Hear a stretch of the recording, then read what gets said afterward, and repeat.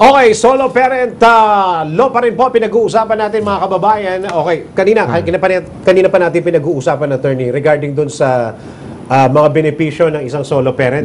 Ano ba yung mga benepisyo na pwedeng i-enjoy ng isang solo parent na nanonood sa atin? So yung unang benefits po ng isang solo parent, yung flexible time. Okay? Flexible time, mandatory po yan sa mga employer na ibigay yung flexible time sa mga solo parent, provided that it will not affect the individual and company productivity. But of course, yung employer, he or she can ask for exemption sa Department of Labor. Okay. Provided that may meritorious ground siya. But as a rule, mandatory talaga sa lahat ng employer na magbigay ng flexible time with respect to solo parent. Okay?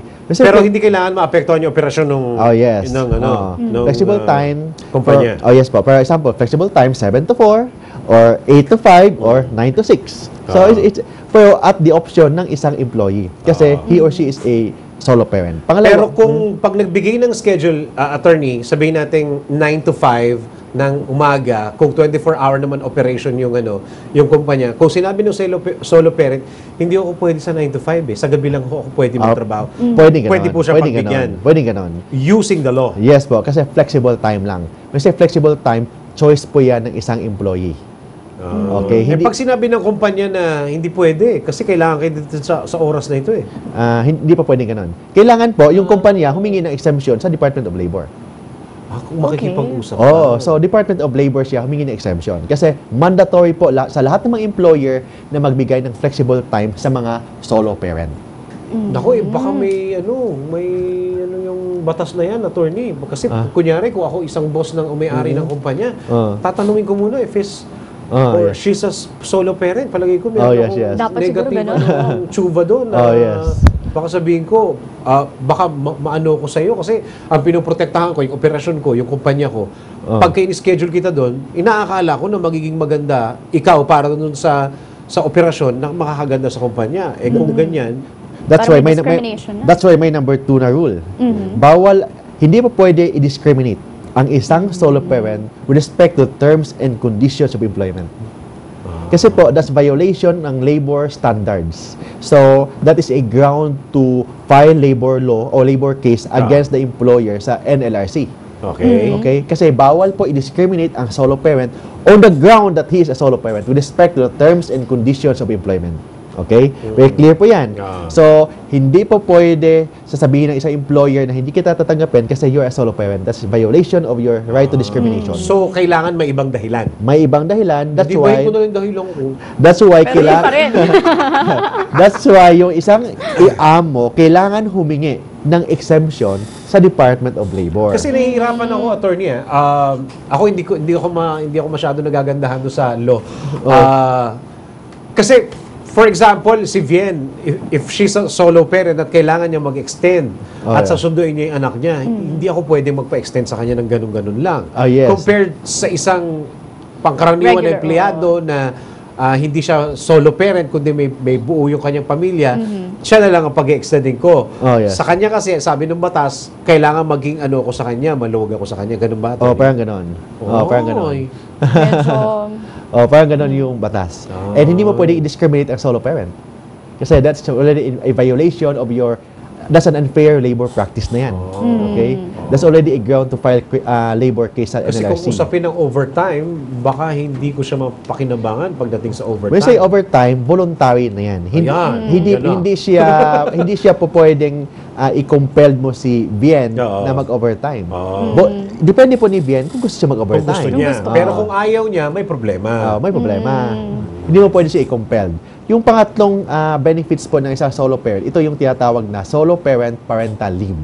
Okay. Pwede mag-leave ang isang solo parent on the ground that kailangan niya yung oras na yan to perform his parental duties and responsibilities. Paano pag hindi pinayagan, attorney? Hindi pa pwede.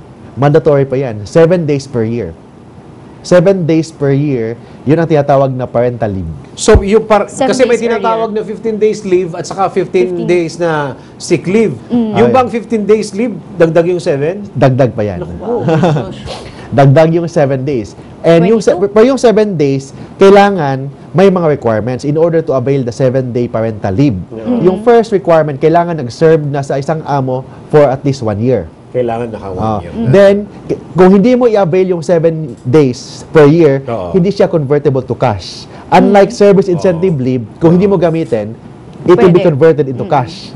Okay? Yan, pag hindi mo gamitin for 7 days, waive na yung right mo to avail the solo parent. Balikan ko yung unang tanong ko, attorney. Ito yung isang karapatan pribilehiyo, di ba? Yes, pribilehiyo, karapatan. Ibig sabihin, pwede mo siyang i-enjoy, pwede hindi. Yes. So kung hindi ko i-enjoy, yung kunyari si Vien, choice niya na hindi maging hindi maging solo parent at i-enjoy yung batas, kasi bago niya enjoy yung batas, kailangan may ID siya. Oh, yes. So pag wala siyang ID, hindi niya may enjoy yung batas. Yes, of course, hindi. So choice niya yun. Choice so niya yan. okay lang yun. Okay lang yan. Choice niya yan. Oo. But, as a rule, lahat ng solo parent, may tinatawag na parental leave.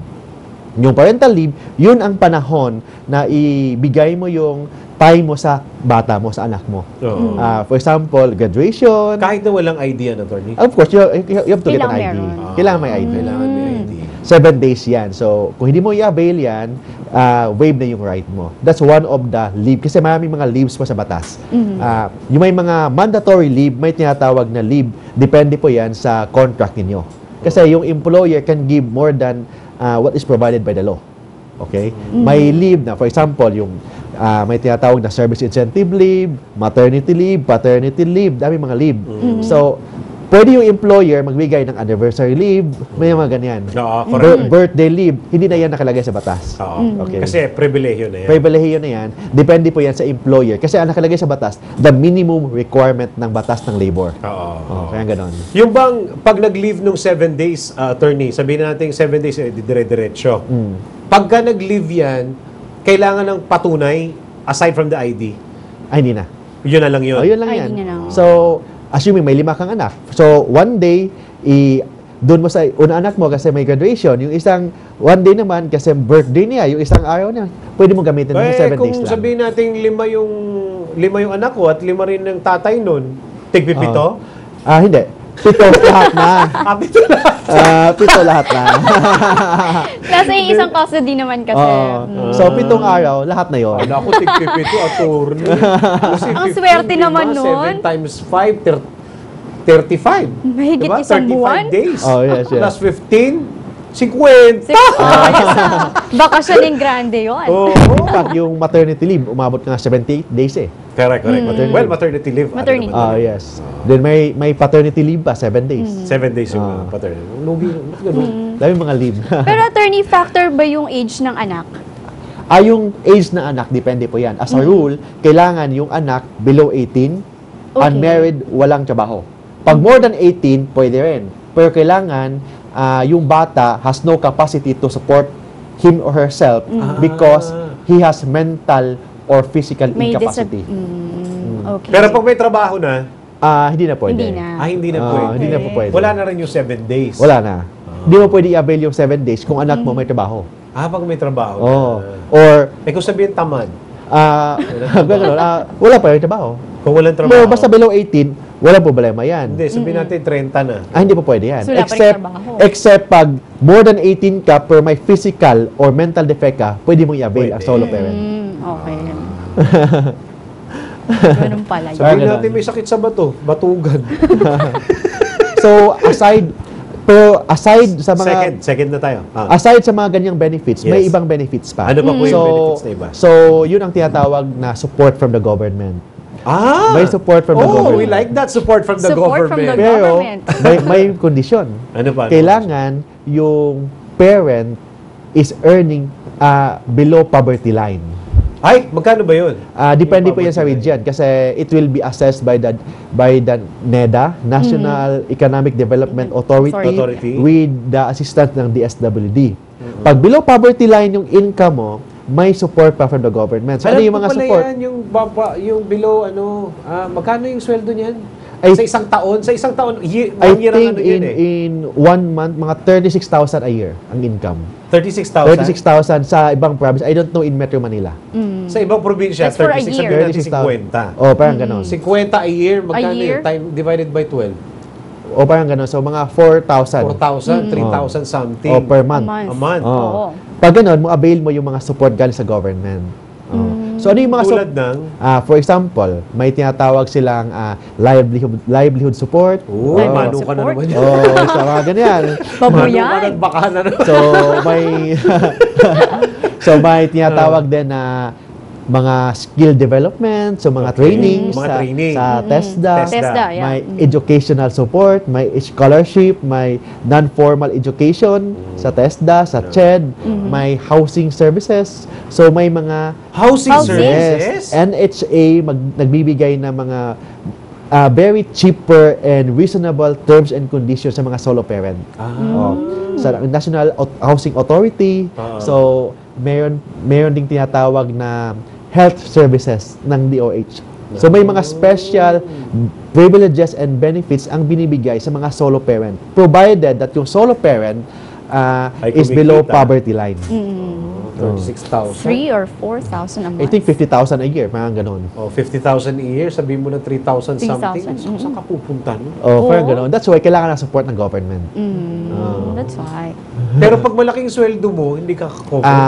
Hindi ka covered sa support ng government. Oo, Covered ka tama. lang yung tatlong benefits ng solo parent law. Grabe. Parang ganun. Meron Dami pa rin. attorney doon. Siyempre yung papangasawa na. Susunod yung isang benepisyo ulit, attorney, susunod na benepisyo. Ay, yun lang ang benefit ng solo parent. But aside sa solo parent benefit, they can still avail maternity leave benefit. They can still avail Walang dagdag yun. paternity leave. Please take note, pag paternity leave benefit, kailangan yung nanganak, legal wife mo. Maganda yan. Kung girlfriend mo lang, hindi mo pwedeng avail ang paternity leave. At saka, solo parent? Yung solo parent pwede, but yung paternity paternity leave, hindi pa pwede. Kailangan And yung legal. paternity leave or maternity leave, hanggang 4 lang na anak. Kung mahilig kang mga anak, hanggang 4 lang. Oo. Ma-avail mo yung maternity leave Hobby mo. or paternity leave. Naging hobby Naging pala hobby pang mo. anak. Palipas sa oras yung ano. Oh, yes. Marami Sige, yan. tanong na natin yung yung OFW, attorney. Ayan, Okay. marami. Considered ba yun? Yung assuming yung asawa mo nasa abroad, are you considered a solo parent kung dito ka sa Pilipinas? Yes. Can you still avail the solo parent benefits? Depende po yan. Ay, pwede. Kailangan po, yung OFW na husband mo or wife mo, inabandon ka for at least 1 year. Abandoned. Inabandon ka, and wala kayong communication for more than 1 year, inabandon ka, tapos yung bata nasa'yo. Eh, paano kung may communication sila, nagmumurahan lang? Ay, una mo, of course, that's already considered as an abandonment. Kasi, we say abandonment, walang support. Moral support, financial support. So, pag ganon, so you already considered as an abandoned. So, how can you prove that you're an abandoned? Of course, another certification from a barangay captain. And of course, Certification lang, walang kaso. certification na ng barangay captain with your affidavit that you are an abandoned wife or an abandoned husband. Tapos For a lalagyan mo year. ng date doon. Ilagay mo doon, yun ang Since when? i-attach mo yan, i-submit mo sa municipal or city welfare and development office. Hindi ka tutulungan ng gobyerno doon sa pagpapaaral ng anak mo, attorney. Pag below poverty line. Pag below poverty line, Pag below poverty line, may support ibibigay sa government. So, may rules yan, depende po yan sa per region. Basta, it is mandatory, nakalagay po sa batas na yung DepEd, yung CHED, yung TESDA, may budget with respect to solo parents. Okay? Mandatory po yan sa Kailangan. batas na may program po sila with respect to solo parents. Pagka live-in, attorney, Pag live-in partners, pagka live-in tapos gusto niyang gamitin yung solo parent, solo parent. when you say solo parent kasi, you assume the full responsibility of a parent. So dapat wala doon yun. Hindi po. Pwedeng live-in, pero hindi siya yung tatay ng anak nyo. Ibang tatay. Kailangan iba tatay. Pwede ganon. Pero kung, kailangan daw iba tatay. ganon. May tanong ka ba? Parang ang dami na nasabi ni attorney. Biglang naubusan. Pero attorney, yung tungkol dun sa parent na OFW, so kailangan 1 taon, 'di ba? At least 1 year po 1 year. yan. Then please take note that aside sa mga benefits na nakalagay sa solo parent, kasi may tinatawag tayong leave. Yung leave kasi, Kasi as a rule ng labor law natin, no work, no pay. No. Very basic po yan sa ating labor law. No work, no pay. Kung hindi ka nag-work, wala kang sweldo. Pag leave, kahit wala kang work, may sweldo ka. Yun ang ibig sabihin ng leave. Correct. Yes. With pay. With pay yan. With pay. So if you work during that leave period, may double yung salary mo or double or I think there's 25% increase ng salary mo. Yes. So yun ang tinatawag na mga leave. So aside sa paternity leave, may maternity leave, may yung service incentive leave, yun ang pinakamagandang leave. Service incentive. Service incentive leave.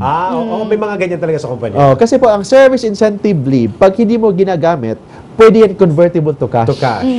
Whereas, may ganyan. yes, whereas with respect to solo parent benefits, Wala. Hindi siya convertible to cash. Kasi 7 days lang naman ang pinag-uusapan natin doon, di ba? Yung service incentive leave, 5 days lang. 5 days lang ang service incentive leave nakalagay sa batas. So, kung hindi mo gagamitin yan, pwede mong i-avail, i-convert into cash. Whereas, when you say solo parent benefits, hindi mo pwede i-avail into cash yan. Kung hindi mo gagamitin for 1 year, it is considered waived. Waived na po yung right mo with respect to that benefits. Okay? Pag hindi mo ginamit. Hindi mo ginamit. Same also, may tinatawag pa tayong leave with respect to violation of RA 9262. Yung violation against women's rights. Yes. If you're a victim of your right, if your husband or your boyfriend violates your right as a woman, pwede mong i-avail yung leave with pay, 10 days yun. Pakiulit nga. 10 days. Pakiulit nga. If you're a victim ng RA 9262, Okay. if you're a victim of yung violation against women's Yes. rights, Yes. okay, pwede kang mag-avail ng 10 days leave with pay. 10 days Sa with kumpanya. leave. Kasi With pay. may katibayan naman. Oh yes, of course, kailangan mo i-prove that you are Medical. a victim of violation against women's rights. Of course, yung women's right hindi lang kailangan physical abuse. Of course, may emotional abuse, may psychological abuse. Sinabi niya, pangit ako eh. Oh, yes, parang ganun. Emotional. 10 days yun. Benefits yan. So, yun ang mga benefits na nakalagay po sa ating labor law. Yung may balik ko lang, attorney, dun sa may may balik. OFW. Ayan, ibalik ko lang yan. Kasi naisip ko lang, meron kasing mga cases na hindi sinasadyang i-abandon yung nasa Pilipinas. Parang may nangyari sa kanya sa ibang bansa, pero hindi alam nung family sa Philippines. Oh, yes. Tapos bigla siyang bumalik. Oh, yes.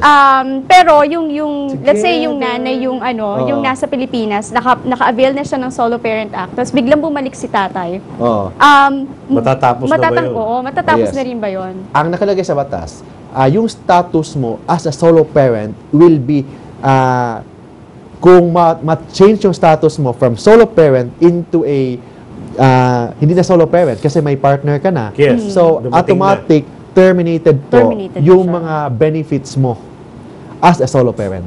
Paano kung in-enjoy pa rin niya? Hindi, pag ini-enjoy niya, walang problema yan. Pero pag may nagka-report, kasi po, you have to avail that 7 days per year lang yan eh. Ilan ang kulong niya, attorney? Ha? Ilan Of course, ang- that's violation ng, pwede yan perjury or falsification ng mga correct. documents. Perjury So pa that's lang yun already a criminal case. Oh. So, you have to, kasi po ang solo parent benefits, 7 days lang yan per year. Oo. Per year yan. Oh. So, maybe this year, inabandon ka, so 7 days you can avail.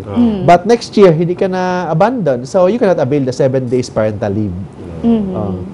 Kasi po, ang parental leave kasi nakalagay sa batas, parental leave, that is a leave ng mga parents in order for them to have an opportunity to perform parental duties and responsibilities. Okay? Wherein their physical presence is required. So, for example, mga PTA meeting, graduation, yung mga PTA meeting. o para mga ganyan. So, mga may birthday ang anak mo, yung recollection, yung mga so yung mga lahat ng school activities ng mga Paano bata. kung attorney, hindi pinayagan? Pinom mo ng kumpanya na i-avail itong klaseng benefit na to, hindi pinayagan. That's already a violation. Unfair labor practice po So, yan. magkakaso. Pwede po kayong kaso. magdemanda sa National Labor Relations Commission because there's a violation of your labor rights. Ano, may tanong ka ba? Isa pa, when it Dami comes to naman yan. to the citizenship, attorney, kunwari, nagpakasal sila sa ibang bansa, nanirahan sila for a while, nagkaanak sila, and then yes. nag-separate sila sa ibang bansa. Sabihin nating si nanay at saka si anak, umuwi na lang ng Pilipinas. Oh, yes. So, dito na lang sila nanirahan. Paano kung kauuwi lang nila, pwede ba akong mag-avail nitong Solo parent. Solo parent. Okay. yung solo parent, in that case, they're already separated sa ibang bansa. Yeah. So, but they are not considered separated in law here in the Philippines kasi po yung divorce ng abroad Hindi pa is rin not siya. enforceable here sa Philippines. But pwede natin i-consider siya as separated in fact. Kailangan lang i-prove that they are already separated for 1 year. Oh, may papel naman yun. Oh, may papel lang yan. So, pwede yan yung divorce decree abroad, pwede yan as evidence that they are already separated in fact, but not in law.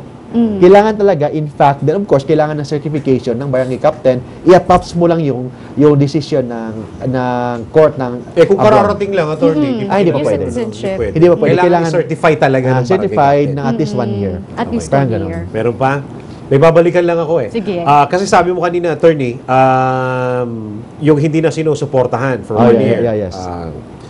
Paano kung choice nung babae or nung lalaki na gusto kong maging solo parent? Desisyon niya na huwag tumanggap.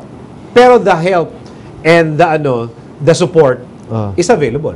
Is available. Desisyon lang nung babae na huwag tanggapin. Pride. Oh, yes. Oo. Ayaw lang niya. Maring meron siyang sama ng loob. Gusto niya nakipaghiwalay. Pero for 1 year, the support and the help is always there. It's available. Oh, yeah. Pero desisyon lang niya na Na huwag tumanggap. wag kunin. Oh, yes. So, paano yun? Paano? So, pag ganun kasi, he or she is considered as an unmarried sila, hindi sila Unmarried, kasal. yes, So, of course. and yung babae, she has the custody ng bata. Okay? Okay. So, pag hindi niya tinatanggap yung mga yung mga support galing Oo. sa boyfriend niya, Oo. she is considered as Hindi, a solo kung asawa parent. na niya, attorney. Pag asawa na niya, kailangan i-prove na abandoned. Kailangan i-prove na abandoned sila. Okay. So, in that case, when you say abandoned, wala talaga support. Walang support. Pero kung may suporta at merong yung lalaki na may mga patunay, ito, nagpadala ko kay si Buwana. Oh, yeah. Ito, Oh. Padala ko, di mo tinanggap, kaya kinuha ko ulit, So it means she is not considered as abandoned. Correct. So iba kasi pag kasal at saka hindi kasal. Correct. Pag kasal, kailangan i-prove na abandoned. Correct. Kung available yung support, hindi mo lang tinatanggap, you're not an abandoned. So you're not a solo parent. Alright. Pero pag hindi kayo kasal, kahit available yan, hindi mo tinatanggap, you are considered as solo parent. So depende po yan pag kasal at saka hindi kasal. Parang gano'n. So, hindi pwede. Hindi pa pwede. Hindi pwede. Pero kung nakukuha na niya, na-avail na niya yung benefit as a solo parent, tapos nalaman ng batas, may kaso ba siya? Kung Tinatanggihan lang niya yung tulong at saka Yung tulong, suporta. kung tinatawag siyang married siya, Yes. tinatanggihan. So that's a violation ng falsification of documents. Perjury yan. din yun. Perjury. Falsification of documents. Falsification. Falsification. Okay. Sige. So, marami tayong natutunan today. Oo. Marami pa lang pwedeng violations Oo. na maganap doon. Correct. Ang dami nating pwedeng ma-avail at saka ma-enjoy being Bilang a solo solo parent. Oh yes, dami po. Okay. Sige. Maraming salamat, attorney. Saka namin yes. pwedeng huntingin ulit. By the way, you can visit my website at www.marktolentinolow.com or I have my Facebook page, facebook.com/marktolentino.law. Then sa landline po natin sa Metro Manila, 209-6203. Yan. Okay, baka meron po kayong mga topic na gusto nyong pag-usapan namin. Pwede ko kayong mag-email sa amin sa rhtv@mbcradio.net. Doon po, babasahin po namin yung mga email nyo. Right. Ano mga natutunan natin ngayon na Vien? Ako, mahirap, una Hindi sa ka lahat, pa mahirap solo parent, talaga. Oo Pero dun sa mga Parang kwento pa malungkot. lang ng... sa kwento pa lang kasi ng mga solo parents, mahirap Mahirap magtaguyod talaga ng sariling anak. Lalo na pagka yung sabihin nating nakabuntis sa'yo, hindi ka talaga binibigyan ng kahit anong sustento. So talagang mas maganda na malaman nila kung ano yung mga benepisyong meron at available na ibinibigay ng gobyerno para sa kanila. So yun, ngayon, maganda na napag-usapan natin to kasi parang ngayon dumadami yata yung mga solo parent So, lalo sa mga kabataan. mas bumabata sila actually. So, nakakatakot. Kailangan malaman nila yung mga kagaya nitong batas na meron tayo ngayon. Sa akin naman, balikan ko lang yung sinabi kay Spider-Man. 'Di ba? Great power comes with great responsibility. Yes. Kung meron ko yung mga benepisyong ganyan tulad ng ganyan, solo parent act, solo parent law, may mga benepisyo 'yan. Pero may kasama pong responsibilidad 'yan. Hindi ho 'yan hindi ho yan parang sasakay ka ng jeep, instant, makukuha mo na kaagad. Hindi, kailangan magbayad ka. 'Di ba? Saka, dito na naman mapapasok, no? Kasi pag sinabing solo parent, ibig sabihin wala ka asawa. Okay?